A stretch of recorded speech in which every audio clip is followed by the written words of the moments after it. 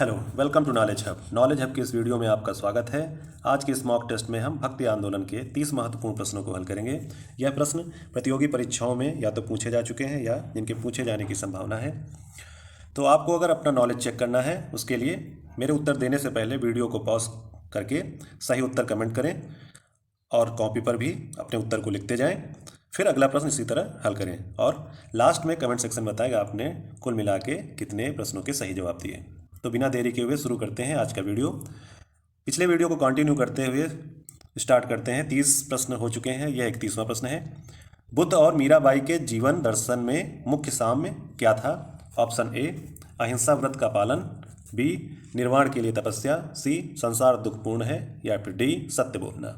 यह प्रश्न RAS RTS 1992 में पूछा गया है। इस प्रश्न का सही जवाब होगा ऑप्शन नंबर सी, संसार दुखपूर्ण है, यानी संसार दुखों से भरा हुआ है। 32वां प्रश्न है, ब्रह्म सत्य है और जगत मिथ्या है, भ्रम या माया? यह किसकी उक्ति है? ऑप्शन ए शंकराचार्य की, बी रामानुजाचार्य की, सी वल्लभाचार्य की, डी चैतन्य की। 32वें प्रश्न का सही उत्तर होगा ऑप्शन नंबर ए शंकराचार्य की, ऑप्शन नंबर ए। 33वां प्रश्न है, निम्नलिखित में से किसे कुछ विचारकों ने प्रच्छन्न बौद्ध की संज्ञा दी है? ऑप्शन ए रामानुजाचार्य को, बी शंकराचार्य को, सी कुमारिल भट्ट को, या फिर डी चैतन्य को। 33वें प्रश्न का सही उत्तर होगा ऑप्शन नंबर बी शंकराचार्य को। शंकराचार्य को प्रच्छन्न बौद्ध की संज्ञा दी है कुछ विचारकों ने। 34वां प्रश्न है, रामानुजाचार्य को किस कट्टर शैव मतावलंबी चोल शासक के धमकी के कारण त्रिचिनापल्ली छोड़कर मैसूर जाना पड़ा? ऑप्शन ए राजराजा प्रथम, बी राजेंद्र प्रथम, सी कुलोत्तुंग प्रथम, डी इनमें से कोई नहीं।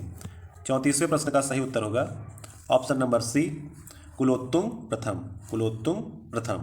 35वां प्रश्न है, रामानुजाचार्य को होयसाल वंश के जैन धर्मावलंबी शासक विट्टिक को वैष्णव धर्मावलंबी बनाने में सफलता मिली। विट्टिक ने अपना नाम बदलकर क्या रखा? Option A Vishnuvardhan, B Vishnuswami, C Ramaswami, D Vitthal Swami. 35वें प्रश्न का सही उत्तर होगा option number A Vishnuvardhan, option number A. 36वां प्रश्न है, किसने भक्ति के क्षेत्र में शूद्रों को भागवत दर्शन व मोक्ष का अधिकार देकर उन्हें इस्लाम धर्म स्वीकार करने से रोका? Option A Ramanujacharya, B Vallabhacharya, C Chaitanya Mahaprabhu, D Madhvacharya. 36वें प्रश्न का सही उत्तर होगा option number A Ramanujacharya, option number A Ramanujacharya. 37वां प्रश्न है, दक्षिण भारत का वह संत कौन था जिसने अपना अधिकांश जीवन उत्तर भारत में वृंदावन में बिताया? Option A Ramanujacharya, B Nimbarkacharya, C Madhvacharya, D Vishnuswami. 37वें प्रश्न का सही उत्तर होगा option number B Nimbarka Acharya, 37 का बी निम्बार्क आचार्य। 38वां प्रश्न है, महाराष्ट्र में विठोबा या विट्ठल आंदोलन का केंद्र क्या था? विट्ठल विष्णु का एक नाम है। ऑप्शन ए है पंढरपुर, बी पैठन, सी कार्ले, डी एलिफेंटा। विठोबा आंदोलन का केंद्र क्या था, कौन सा क्षेत्र था? तो 38वें प्रश्न का सही उत्तर होगा ऑप्शन नंबर ए पंढरपुर। पंढरपुर विठोबा या विट्ठल आंदोलन का प्रमुख केंद्र था।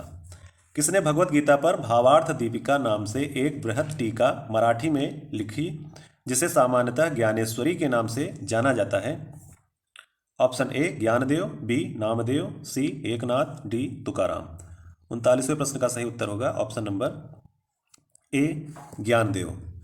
ज्ञानदेव ने भगवत गीता पर भावार्थ दीपिका नाम से एक बृहत टीका मराठी भाषा में लिखी जिसे ज्ञानेश्वरी के नाम से भी जाना जाता है।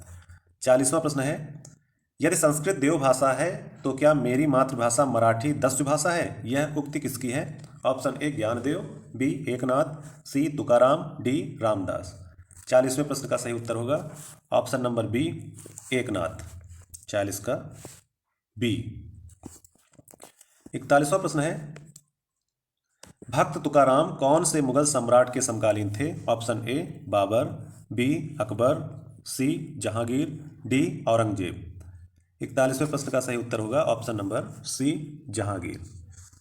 भक्त तुकाराम जहांगीर के समकालीन थे। 42वां प्रश्न है, निम्नलिखित में से कौन सा एक सही कालानुक्रम है? Option A Shankaracharya Ramanuja Chaitanya, B Ramanuja Shankaracharya Chaitanya, C Ramanuja Chaitanya Shankaracharya, D Shankaracharya Chaitanya Ramanuja. 42वें प्रश्न का सही उत्तर होगा option number A Shankaracharya Ramanuja Chaitanya. पहले शंकराचार्य है, उसके बाद रामानुज, फिर लास्ट में चैतन्य।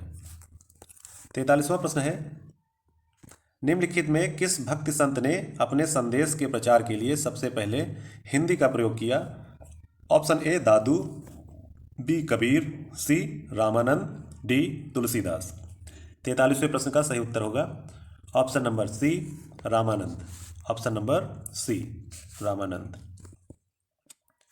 44वां प्रश्न है, सूची 1 को सूची 2 से सुमेलित कीजिए और सूचियों के नीचे दिए गए कूट का प्रयोग करते हुए सही उत्तर चुनिए।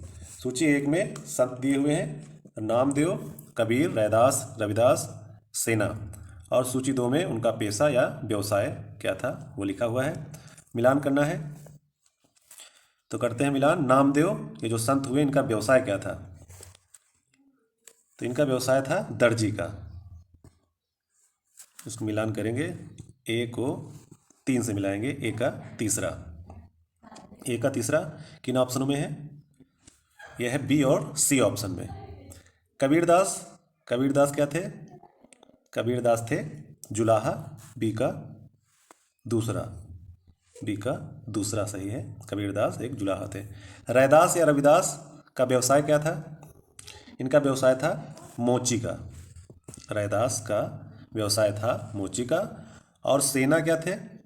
सेना थे एक नाई, डी का पहला।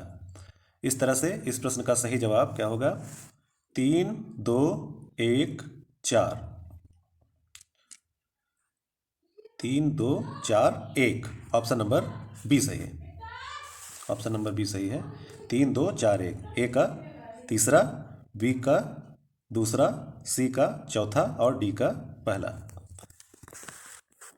45वां प्रश्न है, अगले पेज में चलते हैं। 45 नंबर प्रश्न है, शिवाजी के आध्यात्मिक गुरु कौन थे? Option A Ramdas, B Tukaram, C Eknath या फिर डी इनमें से कोई नहीं। 45वें प्रश्न का सही उत्तर होगा ऑप्शन नंबर ए गुरु रामदास। 45 का ए। 46वां प्रश्न है, दास बोध के रचयिता कौन थे? Option A Eknath, B Tukaram, C Ramdas, D Tulsidas. 46वें प्रश्न का सही उत्तर होगा ऑप्शन नंबर सी गुरु रामदास। दास बोध के रचयिता हैं रामदास। 47 नंबर प्रश्न है, जाति पाति पूछे नहीं कोई, हरिका भजय सो हरिका होई। जाति पाति पूछे नहीं कोई, हरिका भजय सो हरिका होई। ये पंक्तियाँ किसकी हैं? Option A Ramanand, B Kabir की, सी तुलसी की, डी सूरदास की। 47वें प्रश्न का सही उत्तर होगा ऑप्शन नंबर ए रामानंद की। ऑप्शन नंबर ए। 48वां प्रश्न है, गुरु नानक का जन्म 1469 ईस्वी में कहाँ हुआ था? ऑप्शन ए तलवंडी ननकाना में, बी मुल्तान में, सी अमृतसर में, डी रोपड़ में। 48वें प्रश्न का सही उत्तर होगा option number A Talwandi Nankana में। ऑप्शन नंबर ए। 49वां प्रश्न है, सिख या सिख धर्म का संस्थापक किसे माना जाता है? ऑप्शन ए गुरु नानक, बी अर्जुन देव को, सी तेग बहादुर को या फिर डी गुरु गोविंद सिंह को।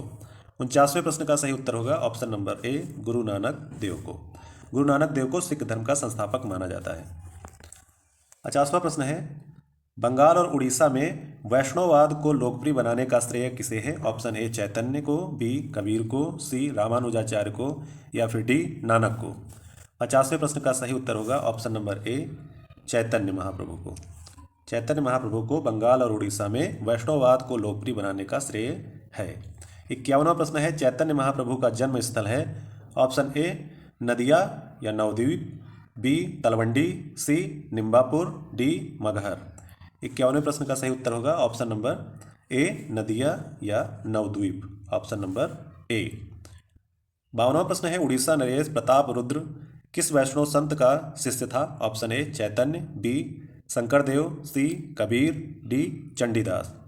52वें प्रश्न का सही उत्तर होगा ऑप्शन नंबर ए चैतन्य महाप्रभु का। 53वां प्रश्न है, निम्नलिखित में से किसे गौरांग प्रभु भी कहा जाता है?